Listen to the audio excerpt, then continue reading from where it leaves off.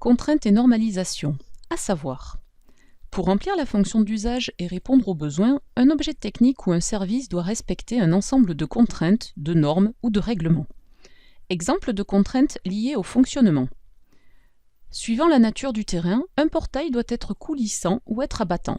En fonction de la largeur du passage, un portail doit clore une ouverture de 3 mètres. Un pont, à travers le vente, doit laisser passer les bateaux. Un pont à travers le vente doit respecter les réglementations pour prévenir les usagers. Les contraintes de fonctionnement imposent de remplir correctement la fonction d'usage de l'objet. Exemple de contraintes liées au coût. Un fauteuil en carton doit avoir un coût de vente abordable par rapport à un fauteuil classique. Les contraintes de coût imposent de rendre l'objet accessible économiquement par rapport aux besoins et à la cible. Exemple de contraintes liées à l'esthétique. Le smartphone doit avoir des formes arrondies. Un robot humanoïde doit être agréable à regarder. Les contraintes d'esthétique imposent de rendre l'objet attirant. Exemple de contraintes liées à l'ergonomie. La poignée d'un guidon doit être adaptée à la main. La télécommande doit tenir dans la main. Les contraintes d'ergonomie imposent de rendre l'objet adapté à son utilisateur. Exemple de contraintes liées à l'environnement. La tondeuse autonome doit fonctionner à l'énergie solaire. La maison doit être isolée en respectant la norme RT 2012, Règlement thermique 2012. La maison doit être isolée avec des matériaux recyclables. Les contraintes environnementales imposent de limiter l'impact de l'objet sur l'environnement. Exemple de contraintes liées à la sécurité. Le tableau électrique d'une maison doit respecter la norme française NFC 15-100. Le détecteur de fumée doit respecter le marquage européen CE, conformité européenne. Les contraintes de sécurité imposent de rendre l'objet utilisable en toute sécurité. À savoir faire. On peut classer les contraintes sur un objet technique grâce à une carte mentale ou un tableau. La formulation des contraintes est « le produit doit » ou « le produit ne doit pas ».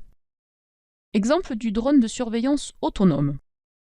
Pour lister les contraintes, on les classe par famille, fonctionnement, sécurité. Sur la carte mentale suivante, nous allons retrouver les contraintes du drone de surveillance au centre et lister les différentes contraintes esthétiques, de développement durable, coût, fonctionnement, d'ergonomie et de sécurité. Et enfin, présenter les doit être aux couleurs de l'entreprise, doit utiliser l'énergie solaire, doit être inférieur à 1000 €, etc. Sur une représentation dans un tableau de contraintes, nous allons avoir 2 colonnes. D'une part, la famille des contraintes dans la première colonne, où nous allons retrouver liées au fonctionnement, à la sécurité, au développement durable, et surtout les contraintes à respecter. Le drone doit transporter une charge, le drone doit éviter les obstacles, le drone ne doit pas s'écraser par manque d'énergie.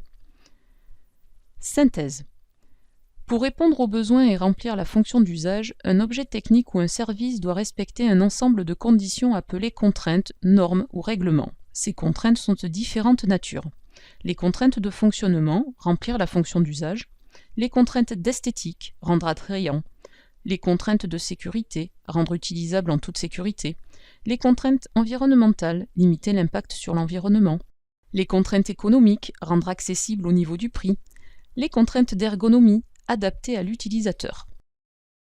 Les contraintes sont listées sous la forme de tableaux, de cartes mentales, de listes, etc. À retenir, un objet à concevoir doit respecter les obligations appelées contraintes, normes ou règlements. Celles-ci peuvent être de différentes natures, fonctionnement, esthétique, sécurité, etc. Une contrainte s'écrit en général « le produit doit » ou « le produit ne doit pas ».